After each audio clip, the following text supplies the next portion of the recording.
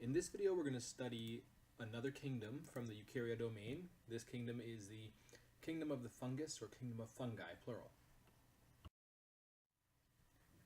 So far we've been making our way through the various domains and kingdoms. We've studied the bacteria and archaea and their respective kingdoms. We've also already studied some protista, and now we're taking a look at fungi from the Eukarya kingdom, and afterwards we'll be able to move to the plant and the animal kingdom. As usual, before you watch the video, you should have done the reading in the Nelson textbook for the fungus kingdom, so you can get the basic ideas, see what the pictures look like, get an understanding of the terminology and vocabulary for the fungus as well. So the most common organism that students usually think of when we talk about the fungus kingdom, or the kingdom fungi, is this mushroom over here. So we see it in popular video games like Super Mario, we see it in the grocery stores, but the fungus kingdom is a lot more diverse than simply a mushroom that you might see in Super Mario, and we're going to see that point today. Let's start off by taking a look at this opening picture and this opening question here. So we can take a look at this tree. This tree is from the plant kingdom, and these fungi here, they're from the, well, fungus kingdom. And so at first glance, when you look at this picture, if you were asked this question, which is the largest organism, the tree or the fungus, you might say the tree. But in reality, it's actually the fungus, because the majority of this fungus is actually found underground, and you don't see it. So there's a huge mass of the fungus found underground which you don't see. So oftentimes when we study diversity, what you need to understand is there's, from our famous Transformers line, more than meets the eye. So again, this is a large organism, but because most of it's found underground, even larger than the tree when you dig the whole thing up.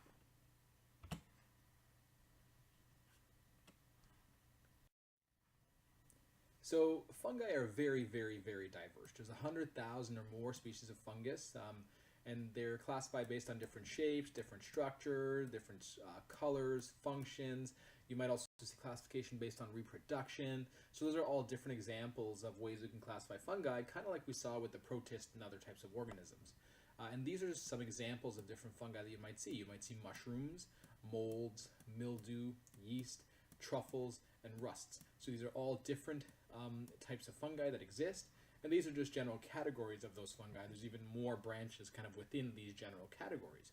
So when you see these terms, these are big ideas that I need you to get. I need you to get that these are types of fungi. When you see yeast, hopefully now you don't think they're bacteria anymore, but instead you know they're from the fungus kingdom. So fungi have very important roles in our ecosystems. One of the most important ones that you've learned in grade 9 is the role of decomposers, where they break down dead organic matter to re-release nutrients so that we can reuse them, and other living things can reuse them. Another important application of fungi in ecosystems is the fact that they undergo many mutualistic relationships. So they partner up with other organisms so they can benefit the organisms, and the organisms benefit them in return. Endophytes, these are fungi that are associated with plant leaves. What they do is they'll make toxins on the plant leaves that actually stop the herbivores from eating the plants, so the plants are not destroyed by the herbivores. Mycorrhiza, mycorrhizae plural, mycorrhiza singular, they're fungi that will form an association with plant roots, so they'll actually act as an extension for plant roots underground, and they'll be able to grab more nutrients for the plants themselves, and the plants can make more energy molecules more energy rich molecules, which the fungi can then use for themselves as well. So in that relationship, they act as extensions for plant roots. Here we can see a relationship with the leafcutter ants. So the leafcutter ants, what they do is they bring leaves to the fungi, and then the fungi will break down toxins found in the leaves, and at the same time get some nutrients. Once the toxins are broken down, the leafcutter ants can then actually eat the leaves themselves without dying. Here we can see the picture of the mycorrhiza. So we can see the extension of the fungus underground to reach a deeper level to get more nutrients compared to just the root hair over here. On this slide we can see the mycorrhizae. You can see that there's an extensive network of mycorrhizae penetrating underground to extend the plant roots. What's more important is what you can actually see in the graph. There's two different species of plants over here. And so if you look at both studies, you can see that when you have a sample of plants without mycorrhizae compared to a sample of plants with mycorrhizae, you can see the ones with will grow to a larger height over the same period of time compared to those without the mycorrhizae. So same idea over here as well. That just goes to show that these mycorrhizae provide a benefit to the plant as opposed to harming the plant. So fungi aren't always bad. There are some very good aspects to them as well.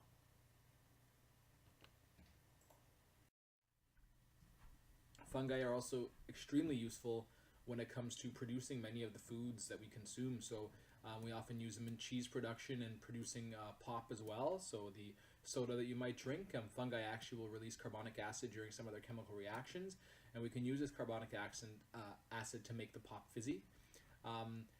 When we make alcohol, we use brewer's yeast, and there's a reaction that the yeast do called fermentation, almost like cellular respiration, but not quite. It's related, but you can make alcohol using brewer's yeast. You can also make bread using baker's yeast, so it allows the dough to rise by doing a chemical reaction that releases carbon dioxide, and it's that carbon dioxide that allows the dough to actually rise when you're baking. So these are some other excellent roles that fungi play and serve within our ecosystems, and they're also very useful to us as well, humans. So we talked about fermentation, and I briefly want to explain what fermentation is, because that's one of the major chemical reactions involved in some of the processes that we use fungi for. So we've used yeast for a variety of purposes for a while, like I said, for making bread, for example. And so the way that works is the yeast do a process called fermentation. And during this process of fermentation, they release carbon dioxide, and that carbon dioxide essentially allows the bread or the dough to rise. So if you look at this reaction over here, essentially what happens is you provide sugar to the yeast, and the yeast do the reaction called fermentation. That releases our carbon dioxide, also produces some alcohol as well, some ethanol. Now when you're making bread, you're not going to get drunk off the bread. That alcohol will evaporate away, and whatever is produced won't be that much anyways. But that carbon dioxide will really help that bread to rise. And so you can see a more complex version of the pathway here for fermentation. Essentially the yeast takes some glucose. The glucose goes through this complex series of reactions here, and as it goes through the complex series of reactions, you'll see ethanol as a product, which is the alcohol, and then some carbon dioxide produced as well, which is what allows the bread to rise. One more important thing to mention about fermentation is that it is an anaerobic process, meaning it doesn't use oxygen. Anaerobic means without oxygen. Aerobic, A-E-R-O-B-I-C,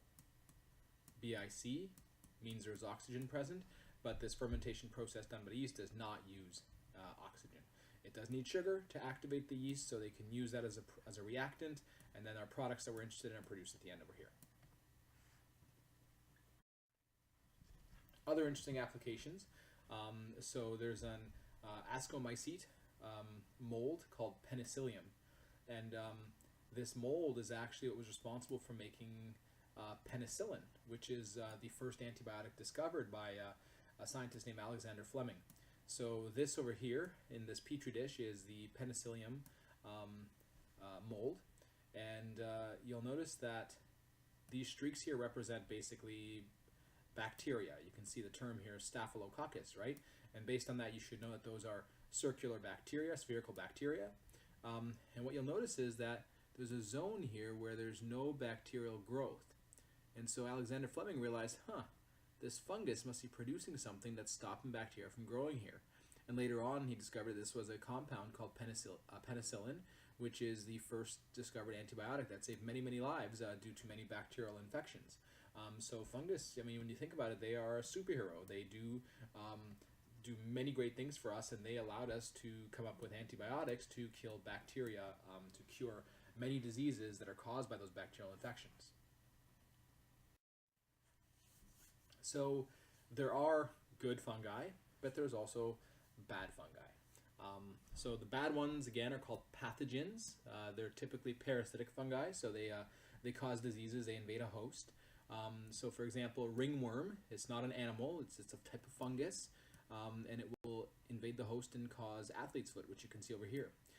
Some fungi are opportunistic fungi, which means that they're usually harmless, but if you give them the chance, if you turn your back on them for a bit, they will become harmful. So for example, this here is a disease called thrush, and usually there's bacteria in your mouth that will control how much fungus is on your tongue. But if those bacteria, let's say, die, and you run out of those good bacteria, what will happen is the fungus that usually does not grow out of control will start to grow out of control, and you'll see this white appearance of fungus that starts to grow on your tongue. There are some fungi called aspergillus, and they will produce carcinogens in peanuts, and those are called aflatoxins. There's also, you can see here, corn smut that will sometimes ruin the corn crop. Some people may actually eat this. I think it's a delicacy in some cultures. Now the thing with bad fungi is when you try to treat a condition that's caused by fungus, you can't use an antibiotic because it's from bacteria. You have to use a fungicide or antifungal agent. Those will kill fungi because it focuses on the structure of the fungi. Remember, we said that fungi have cell walls, but their cell walls made up of chitin, not cellulose like plants, or peptidoglycan like certain bacteria. When you have an infection caused by fungi, that's called mycosis. Mycosis is an infection that is caused by fungi. So here we can just see some examples of some more bad fungi. And you can see this example of ergotism over here, where essentially cells start to die, and your immune system can be affected if you are infected by this fungus over here. So you can see over here that it killed more than 40,000 people in France, and you can see the symptom of having this ergotism condition, is this appearance of black spots on the plant, and then also on the individual as well. So it's important that you have some good ideas, some specific examples of species of fungi that can cause diseases and that can affect plants, can affect animals, and other organisms as well. There's a video that you'll watch later on that goes over a fungus actually taking over the mind of an ant. So we saw the fungus helping ants, but there are some fungi that can actually take over minds of ants and kind of control it to do what it needs to do. And as you can see here, fungi, they are a common pest in food crops, so that's something that we do have to pay attention to if you're trying to grow plants for crops and selling and feeding purposes. So this here is a fungus called a cordyceps fungus, and this is the one I was talking about that you'll be watching in a few minutes. I recommend you take a break from this video and watch the video at this link here.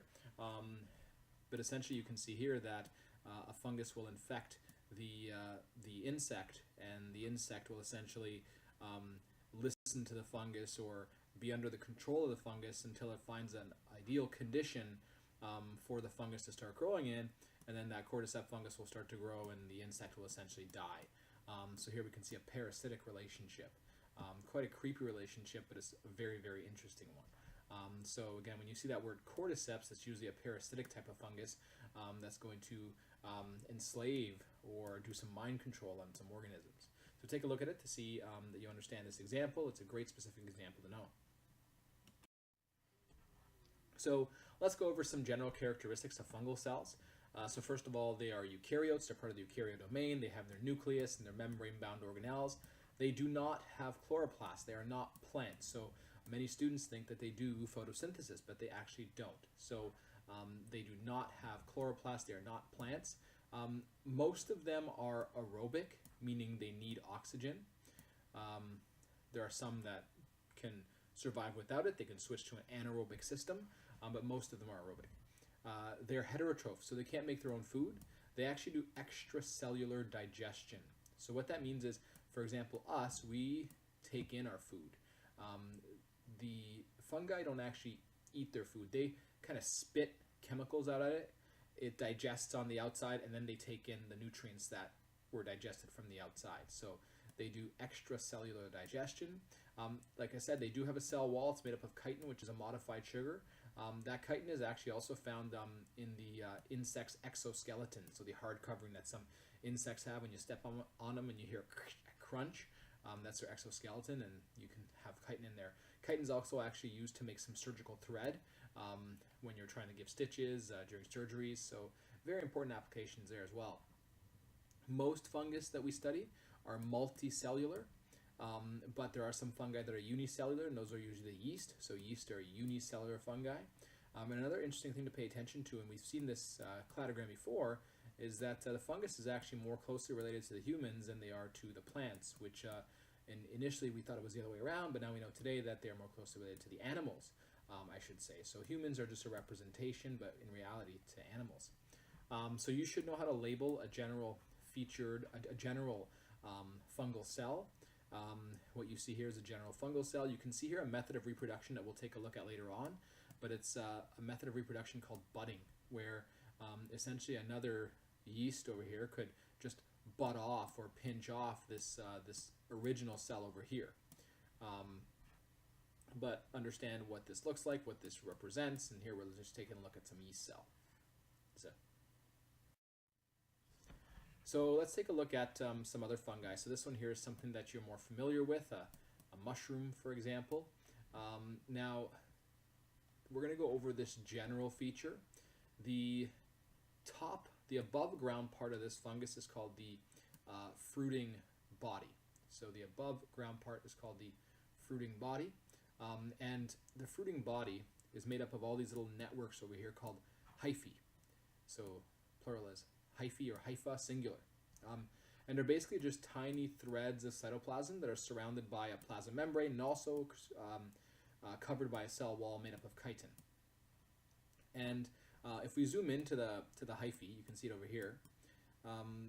The cell walls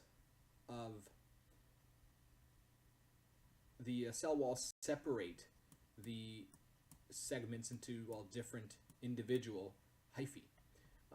So here we have a cross wall, and it's just basically what separates the two components here into separate, distinct components.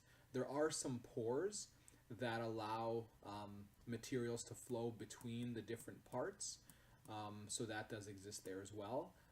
It lets good things through, but it can also let bad things through as well. So this is our above ground part of the fungus. It's called the fruiting body. And it's basically made up of these long threads of cytoplasm, cell wall, and cell membrane called hyphae. And if you zoom in, you can see that they have cell walls and they're connected to each other, and you can also see the nuclei in there as well. So this is just the different type of hyphae that exist. So we can see what's called septate hypha. A septate hypha is, or septate hyphae plural, would be the ones that are actually separated by those cross walls that are called septa or septum singular, and they're connected. And this is the most common way that you'll usually see hyphae. But you'll also see cenocytic hyphae, which basically means that they are not separated by cell walls. It's just this long network of cytoplasm, membrane, and cell wall, and they're all connected to each other. So this is not as common. This is usually the case where you have a cell division where cytokinesis does not happen. Here, cytokinesis does happen, little cell walls form, but here it doesn't happen. And so they all kind of stay connected together.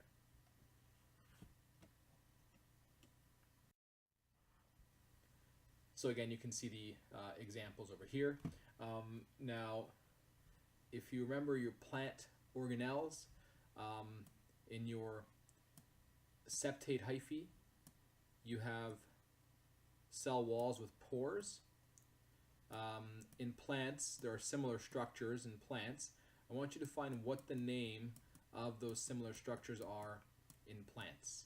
So what are the pores similar to in plants? So you can go research that, find out what it is, and check with peers to see if you're on the right track with that. We also have molds. Molds you'll commonly see on, for example, fruit and food that you leave around too long. You'll see that little fuzzy stuff that comes up. Typically on a mold, the fuzz is from the hyphae. The fuzz is from the hyphae. So next time you see mold, you shouldn't be touching the mold because it can cause some respiratory issues.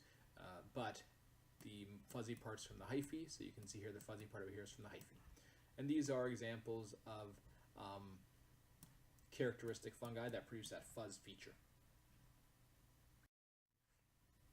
Now, the below ground part of the fungus is called the mycelium.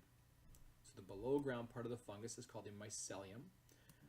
And that below ground part usually focuses as a feeding structure. So it's almost like roots in plants. Not quite the same, but almost. And usually these are the largest part of the fungus. It's the biggest part of that fungus, kind of like we saw in the opening picture. So mycelium singular, mycelia plural. It's the bulk of the fungus and it's used to feeding structures. The above ground part that we saw earlier, the fruiting body, they're usually more responsible for the reproductive structures. So whenever you see the above ground part, when we do a mushroom dissection, there'll be some reproductive structures that you'll take a look at.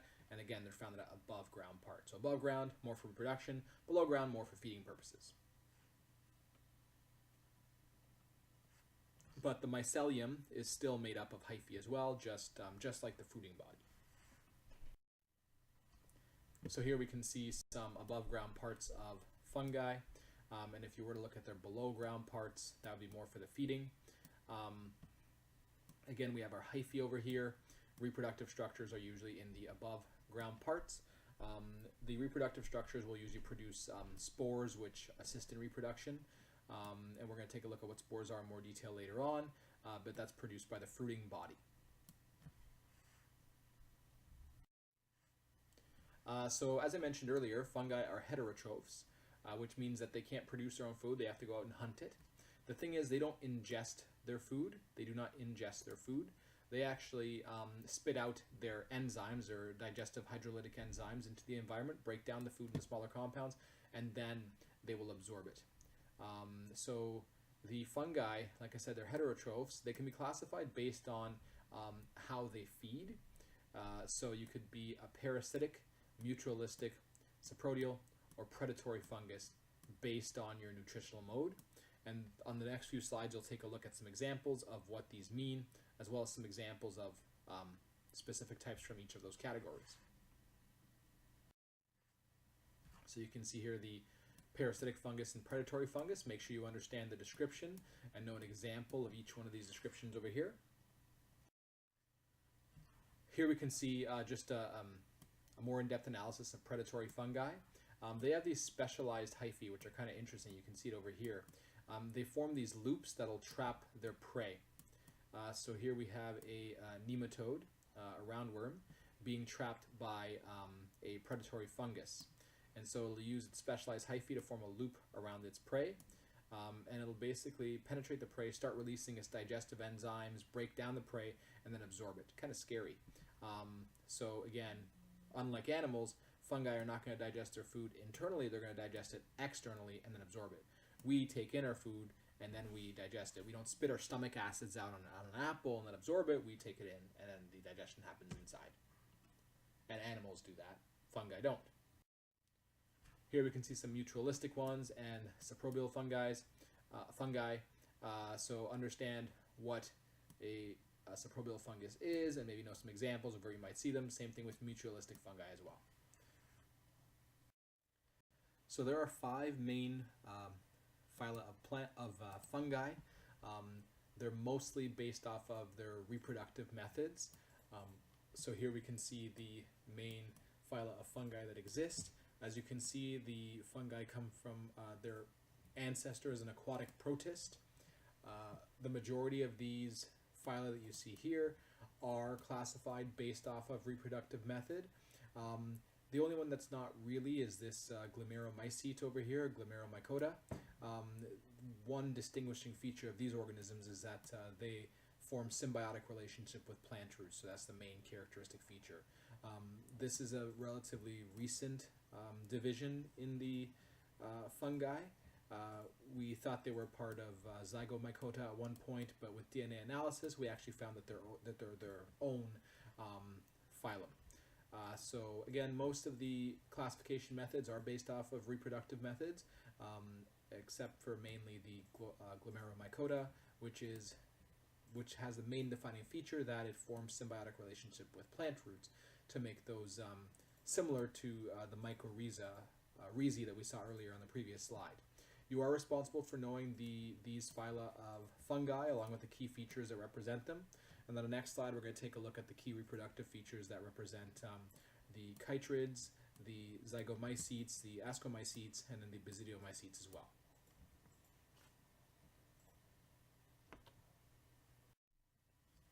So here we can see the different reproductive structures of the different phyla that we've seen. The Zygomycota, so you can see they have zygospores as their reproductive structure. The Basidiomycota or Basidiomycetes, they are the club-shaped ones, and they have a in this region here, you're going to find their sexual spores. The ascomycetes or mycota, they're called the sac fungi because they have sexual spores in, well, these things that look like little sacs. And then the chytridomycota or mycetes, or the chytrids for short, they have spores with flagella on them. So these are the general phyla based on the reproductive structures. And the reproductive structures are the areas where they keep the spores, which aid in reproduction. Some fungi, they have not been seen reproducing sexually yet. We've only seen them reproduce asexually. So until we see them reproduce sexually, we put them in a category called deuteriomycetes, which basically means we haven't seen them reproduce sexually yet. But eventually, like I said, once we do see them reproduce sexually, we can place them in one of these phyla based on where they would keep their spores. Many yeast, for example, fall under this category currently. So we'll take a look at some methods of reproduction for yeast. We'll take a look at budding. Budding is an asexual method of reproduction where essentially parts are replicated and a little sac pinches off the parent cell, and that becomes a new individual later on. And that's a method of asexual reproduction. And you can see it over here, budding in yeast. Another example of asexual reproduction that you might see, so this is bread mold over here, and we'll take a look at its asexual reproduction method, and then afterwards we'll take a look at its sexual reproduction method. It all depends on the signals in the environment. So over here, you can see that we have our hyphae, and from the hyphae there's a little region called the sporangium. It will release some spores onto an area on the bread, which is hopefully good for germinating. Germinating basically means it can start growing into another hyphae structure, and then from that hyphae structure you can have another little sporangium structure sprout, and then release more spores, and that can keep happening over and over again in an asexual manner with only one parent. So essentially it'll produce more hyphae, more sporangium structures to release more spores. And this is an example of asexual reproduction in bread mold that you might see. Now, the thing with spores is that spores are haploid, so they have a single set of chromosomes. And so when the conditions are good, then they can actually grow and germinate and become these sporangium structures, which make more spores.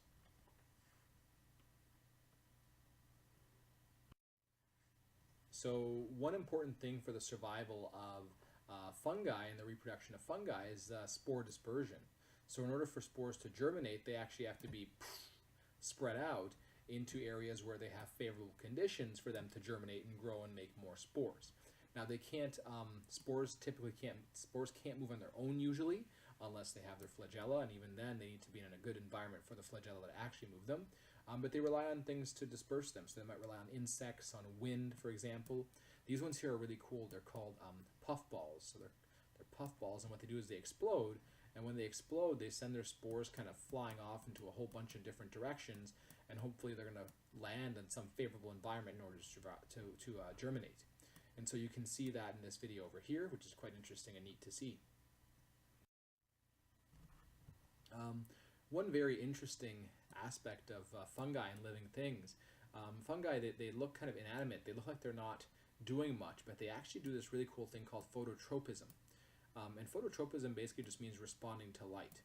So some organisms, like fungi and even plants, they're actually able to grow towards the light. And so the reason this fungus over here likes to grow towards the light is because that's where grass is likely to grow, and that's where cows will most likely be eating. And so they will spray spores towards the light. That'll land on the grass. The cows will eat the grass and the spores, and then the cows can help to disperse the spores through their feces, which is kind of interesting. So the ones that were able to kind of display this behavior in their genes, they were able to survive because their spores could be passed along through this method. Like I said, there's also sexual reproduction. So here we'll take a look at the example of sexual reproduction in the bread mold. So we're going this direction this time. So typically what happens is you have hyphae of opposite mating types, the plus and the minus mating types. They're going to grow towards each other. So they start off haploid, they grow towards each other, and when they grow towards each other, they're going to have fertilization happen, and that will create a zygospore that is diploid. Now this zygospore is going to produce some haploid spores, and they'll be genetically different from the asexual reproducing one, because you had a combination of different mating types here. And then what's going to happen is this zygospore is going to develop into a sporangium, and then that sporangium is going to release spores, and those spores can grow and form some new hyphae, which again can go through this cycle again if there's other opposite mating types around. And so that's sexual reproduction in this bread mold organism. Here we have basidiomycetes. Basidiomycetes, they're club fungus, because they look like this club over here. And there's a lot of them. There's about 30,000 different species, and mushrooms are just some of them, puffballs, and also shelf fungi. And some of their structures we'll see in more detail when we do our dissection, but they contain these gills. So you can see the gills over here, and within the gills you have basidia, or basidium singular. And those are the cells that are responsible for producing the spores. So if you look at the gills over here and you zoom in, you're going to see the areas where the spores can be produced. And so hopefully, when we do a dissection, we'll be able to use our microscopes to see those areas. You will need to know how to label a basidiomycete. So there's a worksheet that's provided to you, and you can get it online, and you can try to label it without the answers. Then you can go and take a look at the answers after on this PowerPoint slide or on the sheet that's online. And you should know what the different parts represent and mean on this club fungus as well. Here we're going to take a look at the reproduction of the basidiomycetes, the club fungus. So there are many sac fungi as well, and puffballs that will use a similar process, but this one specifically is for this basidiomycete over here.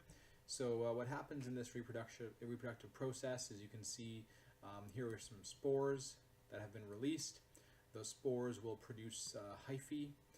The hyphae will combine and fuse, and they'll make this thing called a dikaryotic cell. It's not really yet diploid. So remember, this is where your reading of the reproductive cycles comes into play. It's not quite diploid. We're just in the haploid stage. This haploid made a combination occur, but now we're not really in diploid. We're in something called dikaryotic, where we have two separate nuclei within the same cell. And then these will develop into a network of hyphae, which will eventually mature into this structure over here. Now once they're mature, there'll be some, if you zoom in, you'll be able to take a look at some basidia structures. Those are found on the gills of the mushroom. In those basidia, there'll be some spores that are produced, and what will happen is they're still dikaryotic at this point, but eventually they will fuse and they'll become a diploid zygote. And once they fuse and become a diploid zygote, now you have your 2N at this point over here. Now eventually the diploid zygote will be able to produce some haploid nuclei. Those haploid nuclei, they will be released as spores, and then the whole process can happen over again. So the haploid spores become hyphae. Hyphae will combine, form dikaryotic structures. Hyphae will grow into a large mycelium that's still dikaryotic. Within the basidia on the gills, the dikaryotic cell will undergo a fusion where you'll have a diploid zygote form. That zygote will then produce some haploid nuclei, and then the structure happens over and over and over again. And so here we can see the structure on which this happens. On the we can see the basidiospores if you zoom in, and these are the ones that would contain the haploid nuclei, which become the spores that start off this cycle essentially.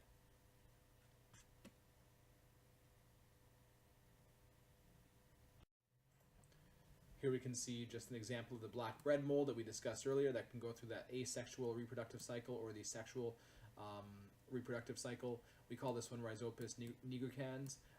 So it's the one that we commonly call bread mold. Again, we can see here we give it a scientific name because there's many types of molds out there, and also don't forget there's also protists that have a fungus-like lifestyle, and they're often given the name mold. Here we can see our summary of the fungus kingdom compared to the bacteria and the archaea. Make sure you know the major differences, the general features, and also the examples of the different phyla of fungi that we studied throughout this presentation and in your textbook. There will be some worksheets posted that you should be doing. Take a look at this video to how to find mold in your home.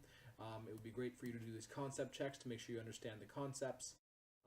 You can take a look at the chapter 3.1 readings on page 78 to 85, and there's a reading guide provided on the D2L where you can follow along and make sure you get all the essential points.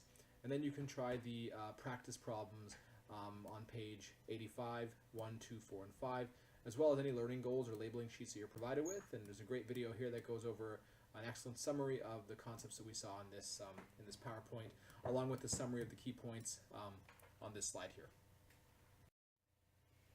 Here are some great videos that also summarize fungi in some more detail, so please don't hesitate to watch if you feel like you need some more enhancement and some more repetition of what we learned in this presentation.